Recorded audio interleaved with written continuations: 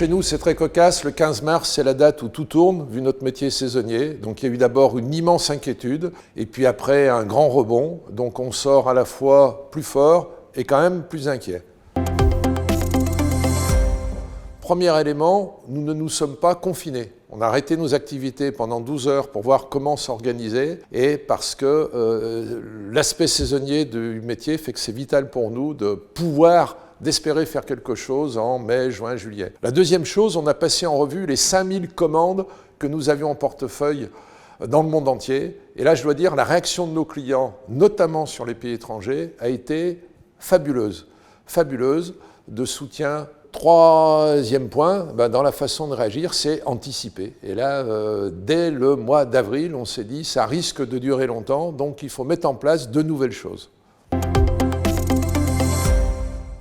Il y a eu, d'abord, on a décidé de continuer nos programmes de développement produit, de ne pas s'arrêter, parce que l'innovation est une des caractéristiques de Fermob. La deuxième chose, on a continué des actions marketing et merchandising auprès de nos revendeurs. Et le retour a été fabuleux. Ils nous ont dit, vous avez été une des rares marques à être auprès de nous pendant ces périodes difficiles.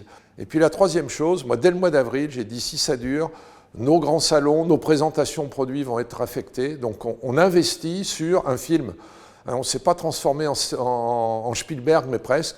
On a construit sur un local de 300 mètres carrés un vrai stand. On a mis en scène avec des scénarios nos nouveaux produits et tout. Et ça nous a permis, au mois de septembre, de parler des nouveautés de 2021 à tous nos clients. Alors, des perspectives pour 2021, il y a évidemment de l'inquiétude, notamment pour la partie du business en lien avec l'hôtellerie. Nous ne sommes pas plus malins que les autres. Il y a beaucoup de confiance dans la marque de la part de tous nos partenaires dans le monde entier.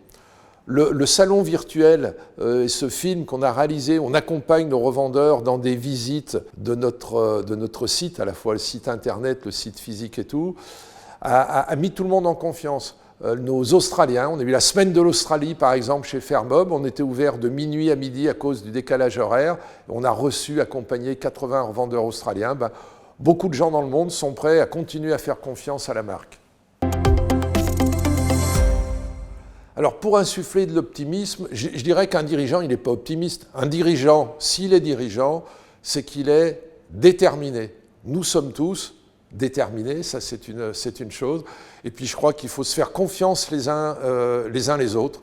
Rien n'est facile en cette période. Faisons-nous confiance et puis travaillons chacun sur notre secteur, notre domaine, et en étant bienveillants aussi par rapport à ceux qui nous entourent.